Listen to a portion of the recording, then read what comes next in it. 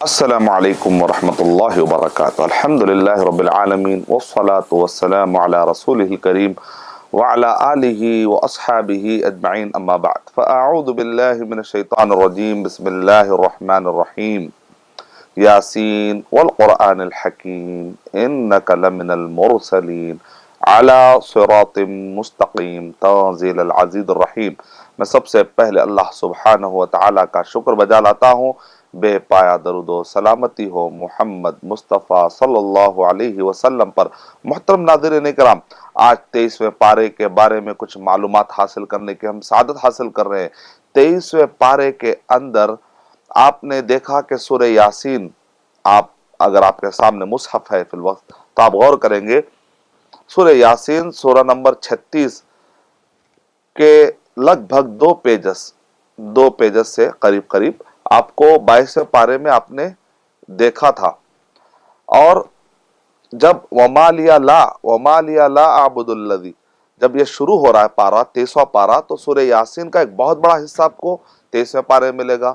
پھر سورہ یاسین سورہ نمبر 36 کے بعد سورہ صافات سورہ نمبر 37، یعنی 36 سورہ یاسین ہے، 37 سورہ صافات ہے، 38 سورہ صاد ہے، اس کے بعد زمر سورہ نمبر 39 ہے۔ یہ صورتیں آپ کو 23ویں پارے میں نظر آئے گی۔ تو آئیے دیکھتے ہیں کہ کیا مضمون ہے، کیا محور ہے، کیا ہدف ہے، کیا آبجیکٹیوز ہے، کیا ہمارے لیے ہدایات ہے 23ویں پارے کے اندر۔ سورہ یاسین میں شروع ہوتے ہی قرآن مجید اور نبی اکرم صلی اللہ علیہ وسلم کے بارے میں بڑی عظمت بتائی گئی ہے، اور قرآن اللہ تعالیٰ کی طرف سے نازل ہوا، یہ بات ہمیں ملتی ہے۔ اور ایک ایسی قوم کا ذکر ہوا جن کو ڈرانے والا نہیں آیا، نہیں، مکہ کفار قریش کے بارے میں بتایا جا رہا ہے کہ لمبی مدتیں ہو گئی جن کو ڈرانے کے لیے کوئی بھی نہیں آیا۔ اور پھر ایسے رسولوں کا، ایک ایسے قریے کا ذکر ہو، ایک ایسے گاؤں کا ذکر ہو جہاں پر رسولوں کو بھیجا گیا، جب قوم نے جھٹلایا، ان کو مارنے کی پلاننگ کی، تو دور جانب سے، جب بعض مفسرین نے کہا انتا کیا، دور جانب سے ایک آدمی آتا ہے اور آ کر لڑتا ہے، جھگڑتا ہے، دفاع کرتا ہے، کہتا ہے کہ یہ رسول ہے، یہ ہمارے اچھائی کے لیے آئے ہیں، آخر تم کیوں ان کو مارنے کی سازش کر رہے ہو؟ یہ ٹائپ کی باتیں، یہ مضمون آپ کو وہاں پر ملے گا۔ اور جو قرآن شروع ہو رہا ہے، اور جو سورہ شروع ہو رہا ہے سورہ یاسین، وہ کیسے ہے؟ اعوذ باللہ من الشیطان الرجیم، بسم اللہ الرحمن الرحیم۔ یاسین والقرآن الحکیم انک لمن المرسلین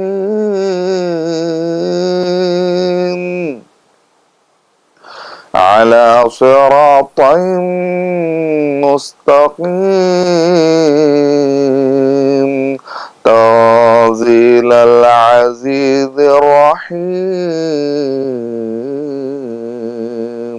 قرآن یاسین والقرآن الحکیم، قرآن مجید کی قسم کھائی گئی ہے، یاسین والقرآن الحکیم انک لمن المرسلین، اے اللہ کے نبی صلی اللہ علیہ وسلم آپ رسولوں میں سے ہیں۔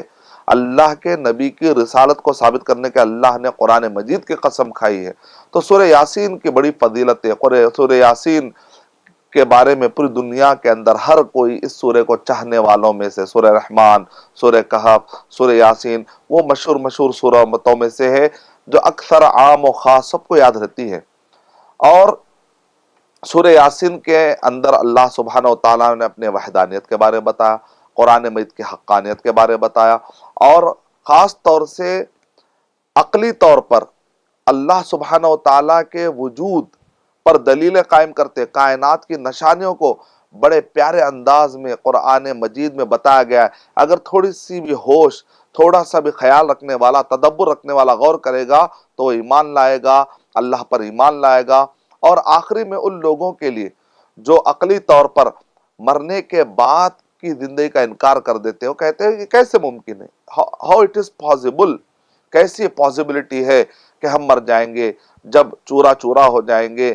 اور یہاں تک کہ نبی اکرم صلی اللہ علیہ وسلم کے سامنے کفار قریش آ کر ہڈی اٹھا کر کہتے تھے، اے رسول، اے محمد، یعنی محمد صلی اللہ علیہ وسلم کے بارے میں کہہ رہے، اے محمد صلی اللہ علیہ وسلم، کیا یہ ہڈی یہ ہڈی جب ختم ہو جائے گی اور بوسیدہ ہڈی، کیا اللہ تعالیٰ اس کو دوبارہ جمع کرے گا کیا؟ اور اللہ سبحانہ و تعالیٰ کر وَضَرَبَ لَنَا مَثَلًا وَنَسِيَ خَلْقَهُ قَالَ مَن يُحْيِي الْعِظَامَ وَهِيَ رَمِيمٌ قُلْ يُحْيِيهَا الَّذِي أَنشَأَهَا أَوَّلَ مَرَّةٍ وَهُوَ بِكُلِّ خَلْقٍ عَلِيمٌ۔ ہمارے لیے مثال دیتا ہے، اپنی اوقات بھول جاتا ہے۔ جس نے پہلی مرتبہ پیدا کیا اس کے لیے کیا مشکل ہے پیدا کرنا، دیکھیں کیا لاجک ہے، دیکھا آپ نے، وہ کیا ہم کو مثال دیتا ہے کہ یہ ہڈی کو اللہ تعالیٰ کیسے جمع کرے گا۔ محمد صلی اللہ علیہ وسلم کے سامنے آ کر کہہ رہے ہیں محمد صلی اللہ علیہ وسلم یہ ہڈی، یہ جو چورا چورا ہو رہی یہ ہڈی، کیا یہ قبر میں سے جا کر ہڈیاں اٹھا اٹھا کر لا کر نبی اکرم صلی اللہ علیہ وسلم کے سامنے، ان کو شک تھا آخرت کے بارے میں، اس لیے آپ نے دیکھا قرآن مجید میں آخرت کے بارے میں کافی تصور ہے، کافی پیش کیا گیا، کافی معلومات ہے۔ کیوں؟ اس لیے کہ دنیا میں ہر کوئی بار بار غفلت کا شکار ہوتا ہے، اپنے بعد کی زندگی کو بھولتا رہتا ہے، تو چاہے وہ مسلمان ہی کیوں نہ ہو، مسلمان بھی کبھی کبھی کیا ہو جاتے ہیں، بھول جاتے ہیں۔ تو قرآن مجید تذکیر کے لیے، یاد دلانے کے لیے، جتنا آخرت مرنے کے بعد کی زندگی کا خوف اور اس کی سوچ، اس کا شعور رہے گا، آدمی توحید اور رسالت کے بارے میں جو انکار میں مبتلا ہوتا ہے، مذاق اڑاتا ہے، ذرا وہ کم ہو جائے گا۔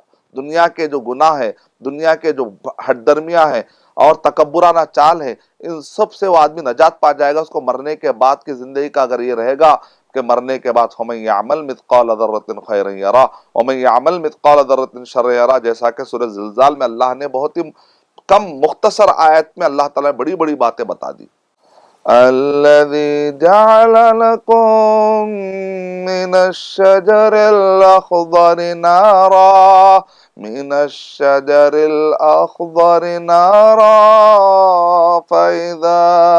فَإِذَا أَنتُم مِّنْهُ تُوقِدُونَ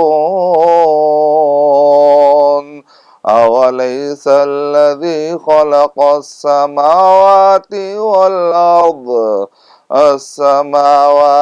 وَالْأَرْضَ بِقَادِرٍ عَلَىٰ أَن يَخْلُقَ مِثْلَهُم بَلَىٰ وَهُوَ الْخَلَّاقُ الْعَلِيمُ۔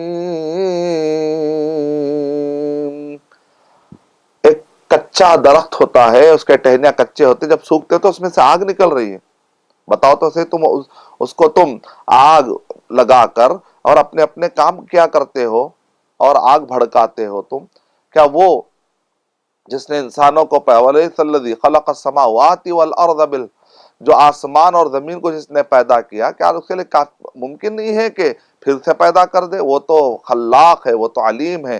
انما امرہ اذا اراد شیئا ان یقول له کن فیکون، ہو تو ہو جاتا ہے بس۔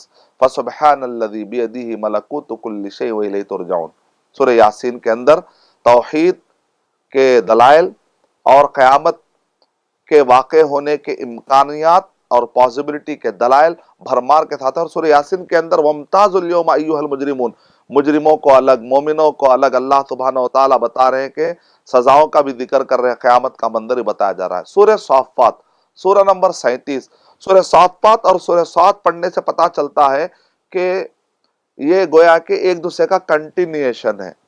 آپ نے دیکھا ہوگا سورہ یونس کے بعد سورہ ہود، ٹھیک ہے، پھر اسی طرح سے سورہ انبیاء کے بعد سورہ حج کا ذکر ہوتا ہے، اسی طریقے سے سورہ شعراء، سورہ نمل اور سورہ قصص۔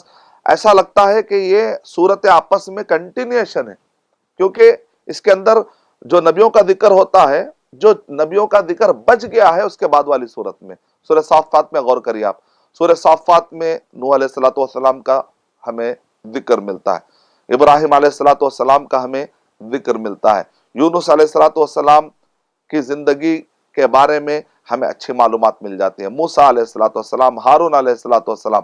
پھر جب ہم سورہ صاد میں جاتے ہیں تو ان نبیوں کا ذکر ہوتا ہے جو کہ سورہ صافات میں نہیں ہے۔ سورہ صاد سورہ نمبر 38 میں آپ پڑھ کر دیکھیں تو اس میں شروع ہوتا ہے داؤد علیہ السلام کا ذکر، اور سلیمان علیہ السلام کا ذکر، اور اس کے بعد آپ کو ذکر تو یسع، ذل کفل، اس طریقے سورہ صاد کے اندر بہت سارے آپ کو نبیوں کے ذکر ادھر ملتے ہیں۔ تو دونوں سورتوں کو ملانے سے آپ کو مکمل معلومات ہوتی، گویا کہ سورہ صاد کا تتمہ ہے، کمپلیشن ہے سورہ صاد۔ سورہ صافات میں آپ نے غور کیا ہوگا شروع میں صف بنانے کے بارے میں، یعنی فرشتے جو ہے کتنا صف در صف بنا کر کام کرتے ہیں، یعنی اللہ نے فرشتوں کو جو سسٹم بنا اس سسٹم کے مطابق چل رہے ہیں۔ بسم اللہ الرحمن الرحیم، والصافات صفا فالزاجرات زجرا فالتالیات ذکرا۔ جب ہم رقیہ شرعیہ کرتے ہیں تو سورہ صافات کے شروع کی آیتوں کو رقیہ کرنے والے حضرات بہت اچھے طریقے استعمال کرتے ہیں اور جنوں کے بھگانے کا ذریعہ بن جاتا ہے۔ سورہ صافات میں اللہ سبحانہ و تعالیٰ نے سب بنانے والے اور سب بنا کر ٹھہرنے والے ان سب کے اللہ نے قسم کھائی ہے اور کہا دیکھو تمہارا ایک ہی الہ ہے۔ سورہ صاد کے اندر بھی دیکھیے آپ، وہ لوگ کہہ رہے تھے کفار قریش، کیا سب کو ملا کر، سارے خداؤں کو ملا کر اجعل الآلہۃ الہ واحدہ، یعنی ایک الہ، توحید توحید توحید پہ گفتگو ہو رہی۔ سورہ صافات کے شروع میں جو لوگ بعث کا یعنی دوبارہ اٹھائے جانے کا انکار کر رہے ہیں، اس پر وہ لوگ پریشان ہیں، کیسے ممکن ہے کیسے ممکن ہے، اس پر بھی کافی ضرب لگائی گئی ہے۔ اور جن آسمان کی طرف جا کر آپ کوئی چیز لے نہیں سکتے، اگر لینے کی کوشش کریں گے تو ان کے اوپر شہاب ثاقب پڑیں گے، یہ سورہ صافات کے اندر ہے۔ پھر اس کے بعد آگے نوح علیہ السلام کہ کیا بہترین بندہ ہے، ہم نے جیسے کتنا پیارا بندہ ہے، اور ہم نے نوح علیہ السلام کی دعا کو قبول فرما لیا، اور ہم بڑا بہترین جواب دینے والے ہیں، مجیبون۔ اور اللہ سبحانہ تعالیٰ کہہ رہے ہیں کہ ہم نے نوح علیہ السلام کی دعا کو قبول فرما لیا۔ ابراہیم علیہ السلام کا ذکر ملتا ہے آیت نمبر 100 پہ جب آپ پہنچتے ہیں، بسم اللہ الرحمن الرحیم، رب هب لی من الصالحین، کیا پیاری دعا ہے۔ ابراہیم علیہ السلام کہہ رہے ہیں کہ اللہ تو مجھے نیک اولاد دے۔ اب نیک اولاد مل جاتی ہے، اور اس کے بعد ابراہیم علیہ السلام اللہ تعالیٰ کہہ رہے ہیں کہ ہم نے ان کو غلام حلیم، بغلام حلیم، اور ہم نے ایک بردبار غصے کو پی جانے والا ایسا بچہ ہم نے عطا کیا۔ ابراہیم علیہ السلام بوڑھے ہیں، بڑھاپے کی حالت میں ایک بچہ ملتا ہے، گویا کہ بڑھاپے کا سہارا سمجھیے آپ۔ اور پھر اس کے بعد جب یہ بچہ جوان ہوتا ہے اور اللہ سبحانہ وتعالیٰ کی طرف سے وحی آتی ہے، فلما بلغ معه السعي قال يا بني انی ارى في المنام انی اذبحك فانظر ماذا ترى۔ بچے سے ابراہیم علیہ السلام کہہ رہے ہیں کہ بیٹے میں نے خواب دیکھا ہے، اور میں نے دیکھا ہے کہ میں تجھے ذبح کر رہا ہوں، کیا کہو گے؟ اب جیسا باپ ویسا نیک بیٹا کہ ابراہیم علیہ السلام نے یا ابت افعل، اسماعیل علیہ السلام کہہ رہے یا ابت افعل ما تؤمر ستجدنی انشاءاللہ من الصالحین، اے ابا جان آپ کر گزریے جو کچھ بھی اللہ تعالیٰ نے آپ کو حکم دیا ہے، ان قریب آپ مجھے نیک لوگوں میں سے پائیں گے۔ اب جب فلما اسلم وتلہ الجبین، اور کہہ رہے ہیں کہ جب دونوں تیار ہو گئے اور بچے کو جبین یعنی پیشانی کے بل باپ نے پلٹا دیا، اللہ تعالیٰ کہہ رہے ہیں کہ ہم نے ابراہیم علیہ السلام کو پکارا اور کہا کہ اس کے بجائے ایک وَفَدَيْنَاهُ بِذِبْحٍ عَظِيمٍ، ایک بکرا اس کی جگہ پر، ایک کبش اس کی جگہ پر ذبح کرنے کے لیے کہا۔ اللہ تعالیٰ خود کہہ رہے ہیں یہ بہت بڑی آزمائش تھی۔ دیکھا ابراہیم علیہ السلام کے بارے میں اللہ تعالیٰ خود کہہ رہے ہیں کہ بڑی مبین واضح آزمائش تھی، لیکن ابراہیم علیہ السلام پورے اترے۔ ہارون علیہ السلام ہو، موسیٰ علیہ السلام ہو، اور اسی طریقے سے اس کے بعد جو بھی نبیوں کا، یونس علیہ السلام کا ذکر ہو، یہ صبر میں پورے اترتے ہیں اور اللہ سبحانہ و تعالیٰ کے راہ میں یہ لوگ پورے اتر جاتے ہیں۔ سورہ صاد کے اندر داؤد علیہ السلام، سورہ صاد میں ابن قیم رحمۃ اللہ علیہ کہہ رہے ہیں کہ تم غور کرو گے سورہ صاد کے اندر، سورہ صافات کے اندر مان لینا، خضوع اختیار کرنا، جھک جانا، یہ معنی ہے۔ اور سورہ صاد کے اندر تم دیکھو گے جھگڑا کیسا ہوتا ہے، اگر تم کو پڑھنا ہے تو جھگڑے ہی جھگڑوں کا ذکر آپ کو سورہ صاد کے اندر ملے گا۔ شروع ہوتے ہی نبی اکرم صلی اللہ علیہ وسلم اور کفار قریش کس طریقے سے کفار قریش نبی اکرم صلی اللہ علیہ وسلم سے مداحمت کر رہے تھے، آپ کو سورہ صاد کے شروع میں ایسا ملے گا۔ پھر اس کے بعد آپ دیکھو گے کہ کس طریقے سے داؤد علیہ السلام کے پاس جھگڑا لے کر لوگ آئے، سلیمان علیہ السلام کے پاس، اور اسی طریقے سے یسع ذوالکفل یعنی قوم سے مدبھر، یہاں تک کہ آخری میں ابلیس آدم علیہ السلام کے مقابلے میں کہہ رہا ہے میں تو آگ سے بنا ہوا ہوں اور میں کیوں جھکوں، اور وہ جھگڑا کر رہا ہے، ابلیس جھگڑا کر رہا ہے آدم علیہ السلام کے معاملے میں۔ لیکن آپ دیکھیں گے کہ اس کے اندر جھگڑا کچھ نہ کچھ چوک ہو رہی ہے۔ اس میں ایک پوائنٹ یہ بھی غور کریے، ابن قیم رحمۃ اللہ علیہ کہہ رہے ہیں کہ تم دیکھ رہے ہو کہ جو انبیاء کرام ہیں، جو نیک لوگ ہیں، وہ اگر ان سے کچھ چوک ہوتی ہے تو وہ رجوع کر رہے ہیں۔ داؤد علیہ السلام رجوع کر رہے ہیں، داؤد علیہ السلام رجوع کر رہے ہیں، اور سلیمان علیہ السلام رجوع کر رہے ہیں۔ داؤد علیہ السلام کو جب پتا چلا، جب ان کو ایک اندازہ ہوا کہ لگتا ہے کہ مجھے اللہ سبحانہ وتعالیٰ نے آزمایا ہے اور میں نے کچھ جلدی کی ہے فیصلہ کرنے میں، تو فوراً کہتے ہیں اللہ تعالیٰ کی طرف وہ رجوع کر لیتے ہیں۔ سلیمان علیہ السلام نے صحیح بخاری کی روایت پڑھنے سے پتا چلتا ہے کہ انہوں نے انشاءاللہ نہیں کہا ایک مسئلے میں، جب ان کو اندازہ ہوا کہ میں نے انشاءاللہ نہیں کہا تو فوراً وہ رجوع کر رہے ہیں۔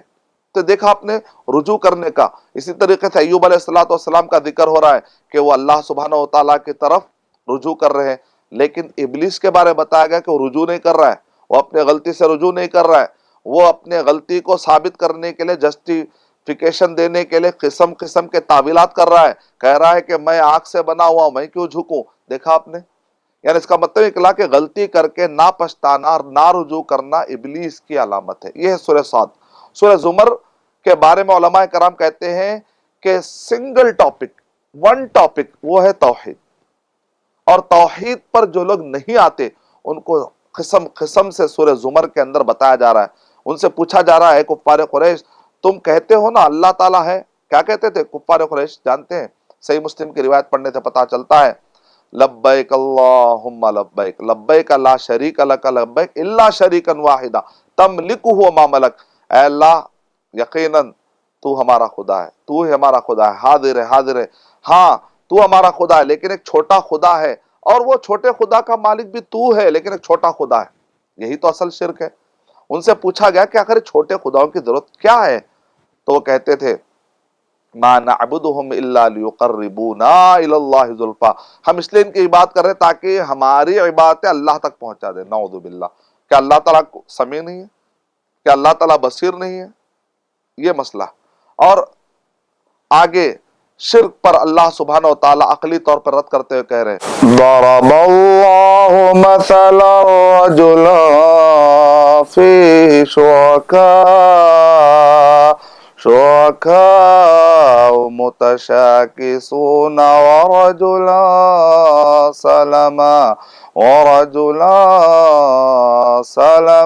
لرجل هل يستويان مثلا الحمد للہ بل اکثرهم لا يعلمون۔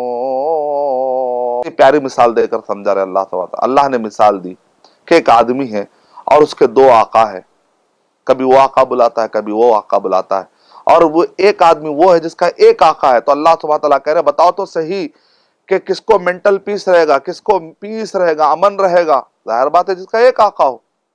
اگر دو خدا ہوتے سنسار میں تو دونوں بلا ہوتے سنسار میں، ادھر ایک کہتا کہ میری سنو، ادھر ایک کہتا میاں چپ رہو۔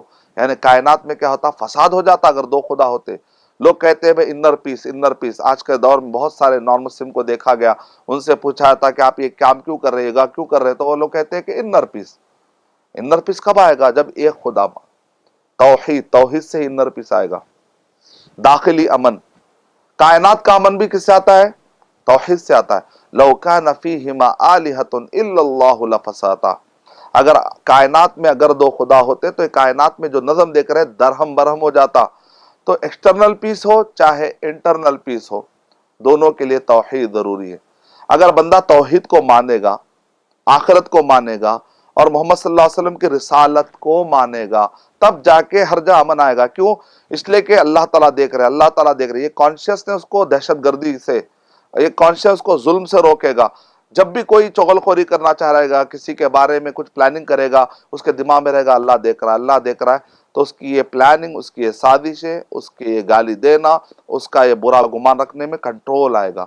اگر اس کو یہ پتا چل جائے گا اگر آج میں بچ جاؤں گا لیکن مرنے کے بعد اللہ تعالیٰ کسی کو چھوڑنے والے نہیں ہیں، وہ تو اللہ سبحانہ تعالیٰ قدیر ہے کہ سب کو اس کے ظلم کا بدلہ دیں گے، تو ایسے وقت پر وہ آدمی ڈرے گا۔ اگر آخرت کا تصور ہے، اگر آخرت تصور نہیں ہے تو آدمی جس پہ چاہے ظلم کرے گا۔